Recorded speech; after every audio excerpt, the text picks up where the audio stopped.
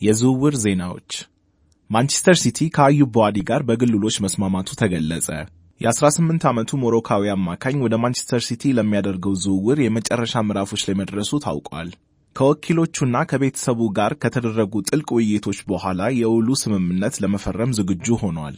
ሲቲዝኖቹ አሁን ከሊል ጋር ያለውን የዝውውር ስምምነት በቅርቡ ለማጠናቀቅ ድርድሩን በማፋጠን ላይ ይገኛሉ። የቦአዲ ምርጫ ግን አሁን ወዲያውኑ የሲቲን ቡድን መቀላቀል ነው። ይህም መጀመሪያ ከታቀደው በ2027 ክረምት ከመቀላቀል ይልቅ በዚህ የውድድር ዘመን መቀላቀልን ይመርጣል። ማንቸስተር ሲቲ የሮድሪን የወደፊት ሁኔታ ከመወሰናቸው በፊት ቦአዲን እንደ አማራጭ በማስፈረም የአማካኝ ክፍላቸውን በወጣት ኃይል ለማጠናከር እየሰሩ ይገኛሉ።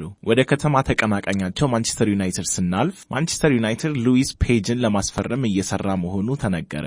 ቢቢሲ ስፖርት ይዞት በወጣው መረጃ መሰረት የ18 ዓመቱን ተጫዋች ለማስፈረም ድርድሮች እየተካሄዱ ሲሆን አርሰናል እና አስቶን ቪላም ተጫዋቹን ለማስፈረም ጠንካራ ፍላጎት ያሳዩ ክለቦች ናቸው። ዩናይትድ ዝውውሩን ለማጠናቀቅ ከሌስተር ሲቲ ጋር የዝውውር ክፍያ ላይ መስማማት ይኖርበታል። ፔጅ በአሁኑ ሰዓት በሌስተር ሲቲ 21 ጨዋታዎችን ያደረገ ሲሆን ለወደፊቱ ተስፋ የተጣለበት ተጫዋች ነው። ከማንቸስተር ዩናይትድ መረጃዎች ሳንወጣ ማርከስ ራሽፎርድ በማንቸስተር ዩናይትድ አዲሱን የ14 ቁጥር መለያ እንደሚለብስ ተረጋገጠ። ከካሪንግተን የወጣቶች ማሰልጠኛ የፈለቀው ራሽፎርድ ያለፉትን 2 የውድድር ዓመታት በውሰት ውል ከአስቶን ቪላና ከካታሎኑ ክለብ ባርሴሎና ጋር ካሳለፈ በኋላ ወደ እናት ክለቡ ተመልሷል። ከማይክል ካሪክና ከቡድን አጋሮቹ ጋር በፕሪሲዝን ስኳድ ውስጥ እንዲካተት ሲወሰን ካሪክም ራሽፎርድ በስብስቡ ለማቆየት ሚናውን በሚገባ ተወጥቷል። ከክለቡ የመጣው አዎንታዊ መልእክት የራሽፎርድን በስብስቡ መቆየትና በቀጣዩ የውድድር ዓመት በማንቸስተር ዩናይትድ መቀጠል እንደሚያስችለው ያሳያል። ማርከስ ራሽፎርድ ለማንቸስተር ዩናይትድ በሁሉም ውድድሮች 426 ጨዋታዎችን ማድረግ ሲችል 138 ጎሎችን አስቆጥሮ 61 ለጎል የሚሆኑ ኳሶችን አመቻችቶ ማቀበል ችሏል። ሊቨርፑል እና ባርሴሎና የሮናልድ አራውሆን ዝውውር ሁሉንም ሰነዶች በመፈራረም ዝውውሩን አጠናቀዋል።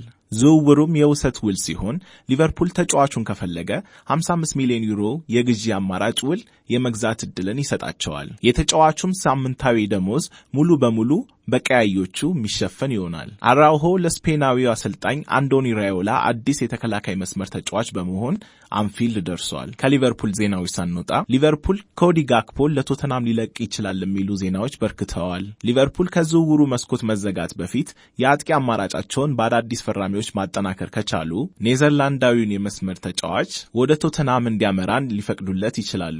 የመርሲሳይዱ ክለብ በአሁኑ ሰዓት የፒኤስጂ የመስመር አጥቂ የሆኑትን ብራድሊ ባርኮላና ኢብራሂም እምባዬን ለማስፈረም እየሰራ ሲሆን ሊቨርፑል የሁለቱን ተጫዋቾች ፊርማ ማግኘት ከቻለ ጋክፖ ክለቡን እንዲለቅ መንገድ ሊከፍትለት ይችላል። ቶተናም ጋክፖን ለማስፈረም እስከ 70 ሚሊዮን ፓውንድ ድረስ ማቅረብ ሊኖርበት ይችላል ሲባል፣ ሆኖም ሊቨርፑል ተተኪ ተጫዋቾችን እስካላስፈረመ ድረስ ጋክፖን ለመሸጥ ምንም አይነት እቅድ እንደሌላቸው ተነግሯል። ወደ እንግሊዟ መናገሻ ከተማ ለንደን ስናመራ አርሰናል ከብራድሊ ባርኮላ ወኪሎች ጋር አዲስ ግንኙነት ማድረጉ ተሰምተዋል። መድፈኞቹ የፒኤስጂውን የመስመር አጥቂ ብራድሊ ባርኮላን ለማስፈረም ያላቸው ፍላጎት እያጠናከሩ ሲሆን ከተጫዋቹም ወኪሎች ጋር አዲስ ውይይት መጀመራቸው ተሰምተዋል። በሌላ በኩል ሊቨርፑል አሁንም በዝውውሩ ውድድሩ ላይ ቀዳሚ ቦታ መያዛቸው አይዘነጋም። የ24 ዓመቱን ፈረንሳዊ ፊርማ ለማግኘት ከፒኤስጂ ጋር ኦፊሻላዊ ድርድር አስቀድመው መጀመራቸው ይታወቃል። ፒኤስጂ ባርኮላ ላይ የ150 ሚሊዮን ዩሮ ዋጋ ቢለጥፍበትም አርሰናልም ሆነ ሊቨርፑል ይህንን ዋጋ ለመክፈል ፍቃደኛ እንዳልሆኑ ይታወቃል። ከአርሰናል ዜናዎች ሳንወጣ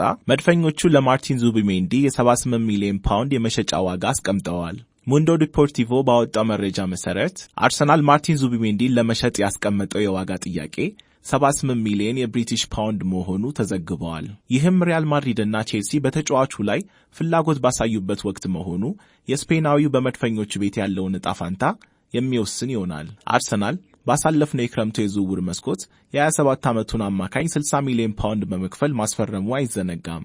ሆኖም ብሩኖ ጉማሬሽ ወደ ቡድኑ መምጣቱን ተከትሎ በአማካኝ ስፍራው ላይ በቋሚነት የመሰለፍ ዕድል ሊያሳጣው እንደሚችል ይታመናል። ሎስ ብላንኮሶቹ የዙቢሜንዲን ሁኔታ በጥሞና እየተከታተሉ ሲሆን ቼልሲም በዝውውር ውድድር ውስጥ ይህም በተለይ የቼልሲው አሰልጣኝ ጃቢ አሎንሶ ለ27 ዓመቱ አማካኝ ያለውን አድናቆት እንደሆነ ተገልጿል። ወደ ምዕራብ ለንደኑ ክለብ ቼልሲ ስናልፍ ሰማያዊዎቹ ፋቢያን ሩይዝን ለማስፈረም ፍላጎት አሳይተዋል። ፒኤስጂ በበኩሉ ተጫዋቹን 52 ሚሊዮን ፓውንድ ላቀረበለት ክለብ ለመሸጥ ፈቃደኛ እንደሆነ ተሰምተዋል። የ31 ዓመቱ ፋቢያን ሩይዝ በጨዋታ ግንባታ ላይ ያለው ተሳትፎና ከመሃል ሜዳ የሚያደርጋቸው የኳስ ስርጭቶች በአሎንሶ ዘይቤ ውስጥ ጠቃሚ ሊሆኑ እንደሚችሉ ይገመታል። ቼልሲ ይህንን ዝውውር ለማጠናቀቅ ከፒኤስጂ ጋር ድርድር ማድረግ ካለበት በግምት 52 ሚሊዮን ፓውንድ የሚሆን ዋጋ የዝውውሩ ዋና ነጥብ ይሆናል። በመጨረሻም ሃሪ ኬን ከባየር ሙኒክ ጋር አዲስ ውል ሊፈራረም እንደሆነ ተገለጸ። ታይምስ ስፖርት እንዳስነበበው ሃሪ ኬን በባየር ሙኒክ እስከ 2029 ድረስ የሚያቆየውን አዲስ ውል እንደሚፈራረም ይጠበቃል። የእንግሊዝ ብሔራዊ ቡድን ካፕቴኑ በአሁኑ ጊዜ የውሉ የመጨረሻ ዓመት ውስጥ ሲገኝ እናም በዚህ ሳምንት ውሉን ስለማራዘም ውይይት ለማድረግ ተዘጋጅተዋል።